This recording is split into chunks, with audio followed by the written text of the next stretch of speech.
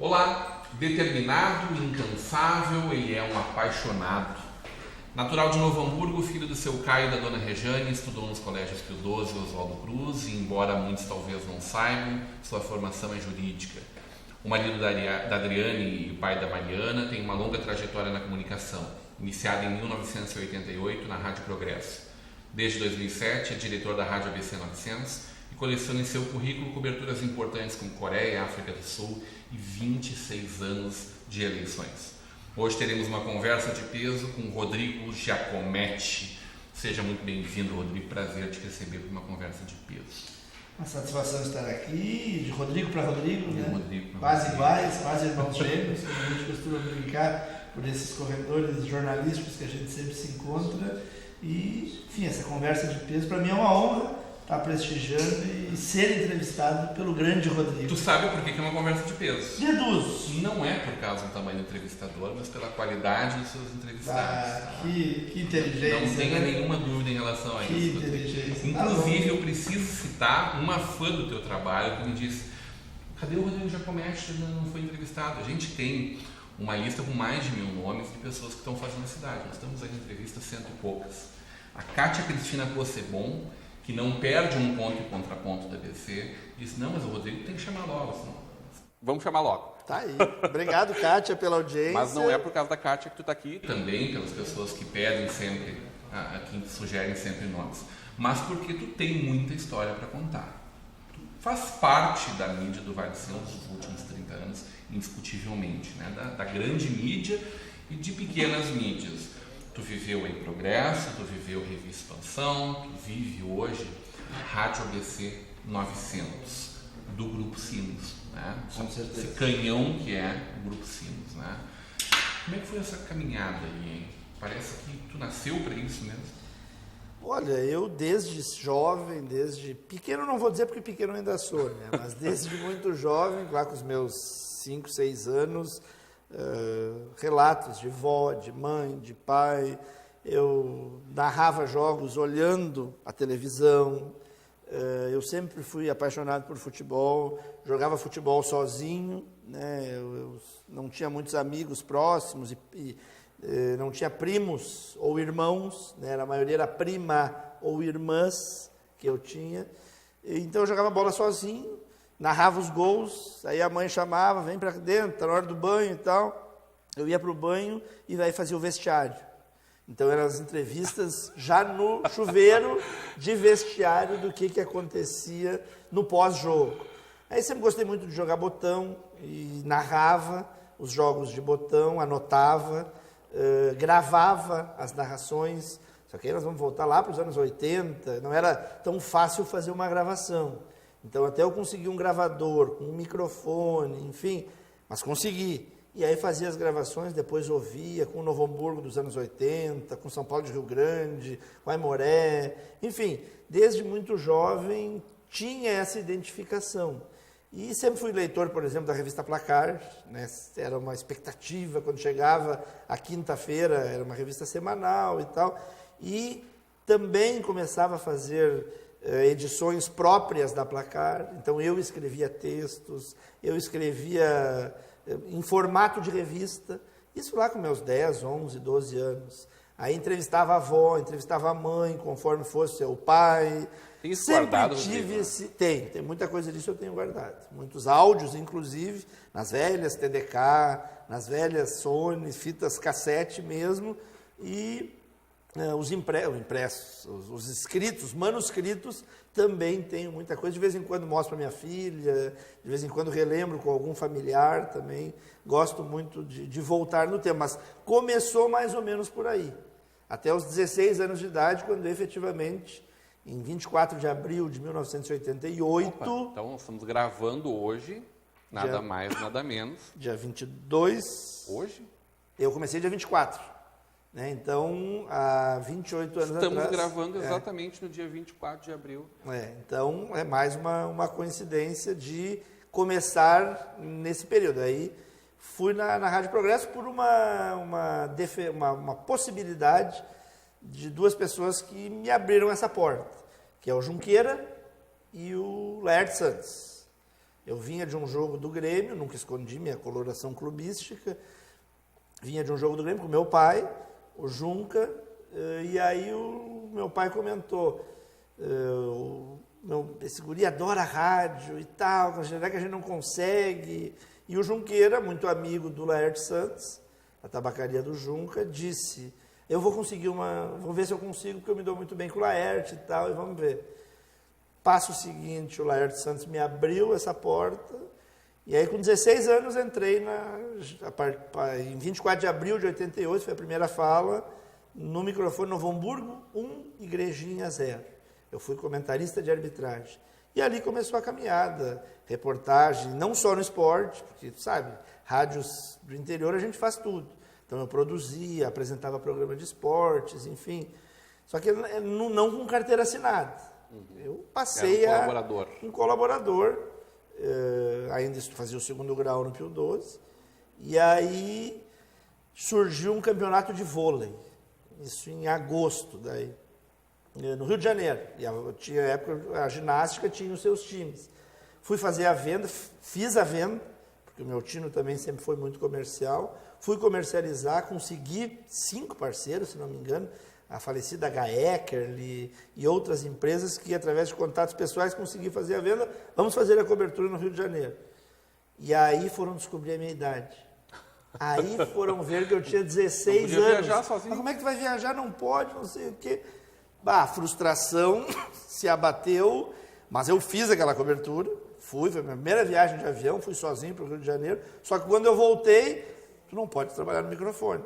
O meu mundo caiu, né? Eu não poderia trabalhar, enfim. Mas aí, de novo, com a ajuda do Laerte, nós vamos dar um jeito, enfim. O Laerte era o gerente, o chefe da equipe de esportes, eu não me lembro exatamente, o diretor era o Lucindo Amaral, o falecido Lucindo Amaral. Aí passaram-se alguns meses, voltei para o microfone. Aí, sim, com uma carteira assinada como auxiliar de escritório, aquelas coisas assim, né? Mas eu vivia no microfone. E aí desde então eu nunca me afastei por completo do microfone. Cheguei a advogar por 2 anos. É uma cachaça. Cheguei a atuar na área do direito por 2 anos. Paralelo, era representante comercial na área de componentes para calçado. Vendi muitos anos para a Metalúrgica Daniel, onde meu pai trabalhava. Mas o rádio sempre era um hobby, muitas vezes sem ganhar. Muitas vezes só pela paixão. E aí tinha a Rádio Progresso de Novo Hamburgo, depois a Rádio 1530 de São Leopoldo. Eu comandava as equipes de esportes, enfim, a gente fazia vários trabalhos, repito, muitas vezes sem ter o cunho de ser assalariado para isso. Mas é porque é bom, eu sou apaixonado por isso.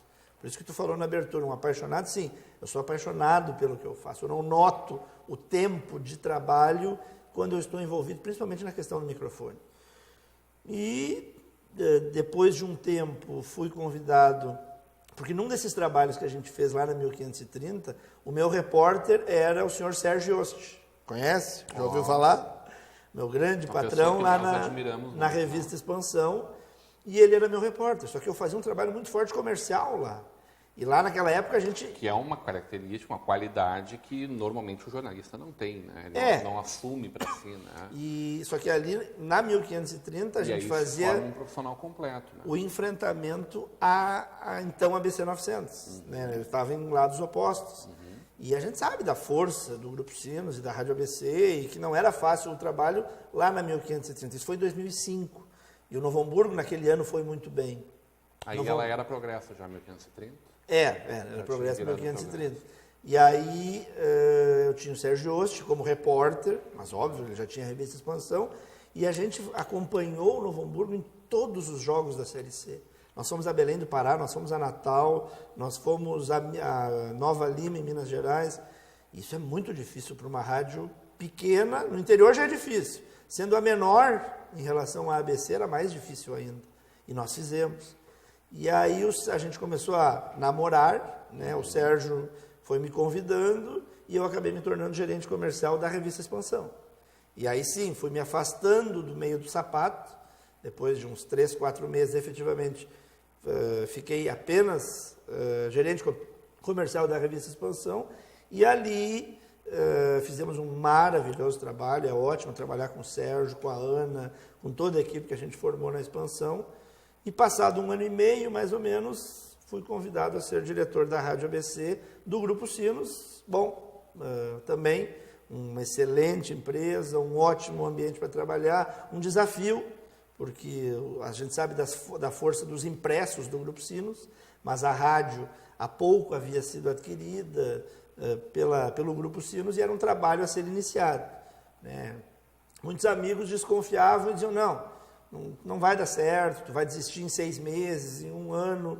Bom, já fazem mais de 7 anos que eu estou à frente da Rádio ABC, muito satisfeito com o trabalho, muito orgulhoso de defender a camisa do Grupo Sinos, porque nessa questão de ser apaixonado, eu sou apaixonado pelo trabalho que eu faço, mas também eu sou apaixonado pela empresa, pelo veículo onde eu estou inserido. Que tem um trabalho junto, frente à nossa comunidade, indiscutível, né? Com certeza. Inquestionável, indiscutível.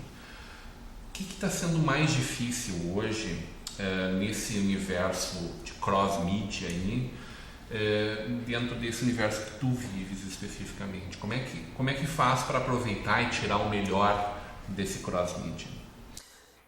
O rádio ele tem a instantaneidade. Que a televisão surgiu, vai morrer o rádio. A internet surgiu, vai morrer o rádio. O rádio eu acho que não morre tão cedo, na minha, na tua, na geração da minha filha, da minha neta. O rádio, pela sua instantaneidade, ele ainda é insubstituível.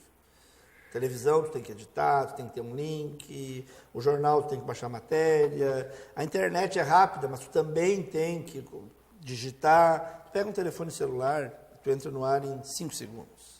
E tu estás ao vivo daqui, da Coreia, do Japão, do bairro Canudos, de Dois Irmãos, de qualquer lugar. Então, só que, claro, há uma chuva muito grande de informações, há um acúmulo de fontes de informação. Então, às vezes, a gente tem que ter o cuidado, não pode simplesmente levar adiante qualquer notícia só porque o ouvinte provoca. O rádio, o dial, né, o radinho de pilha aquele no ouvido, ele ainda confere uma veracidade maior para a informação? Com certeza. E esse cuidado a gente tem que ter, porque às vezes surge a informação ou a opinião do ouvinte. E hoje em dia é muito mais participação. Isso mas... Esse é o novo rádio? Até interatividade. Essa interatividade, mas a responsabilidade final é de quem está à frente do microfone. Não é porque eu recebo uma mensagem que eu a leio. Isso diariamente no ponto e contraponto, e isso com todos os nossos apresentadores, a gente passa essa informação. Não é porque alguém, o fulano que mandou a mensagem e por isso que eu li. Não interessa. O cara te encontra e depois da rua não fica louco que não deu a mensagem. E às vezes no microfone eu digo. É censura? Pode ser, mas a responsabilidade é minha. Mas a censura é do Rodrigo Giacometti. Exatamente. É sempre o teu crivo que determina. Essa vai, essa não vai. A gente, claro, passa orientações para os nossos apresentadores a partir da nossa orientação, das nossas diretrizes, porque não quer dizer que a notícia não vá ser levada adiante, mas eu tenho que checar, eu tenho que verificar. E eu prefiro dar uma notícia depois e certa do que dar uma notícia antes e errada. E a gente já vê aí muitos colegas, até com mais experiência, que às vezes entram e dão a notícia primeiro. Para querer dar o furo. Depois vão checar e não é bem assim. Não aconteceu tal coisa. Então, calma, prudência, porque aumentou muito o número de fontes. Mas a fonte ainda tem que ser checada, verificada, sob pena de que não interessa daí que foi o Joãozinho, a Mariazinha que deu a notícia. É o Rodrigo, é a Rádio ABC que está dando a notícia. A credibilidade está na gente. O Rodrigo deu que ele não queria ter dado. Vai responder essa e vamos falar muito de ponto e contraponto logo depois do nosso intervalo. Hoje, uma conversa de peso com o Rodrigo Giacometti.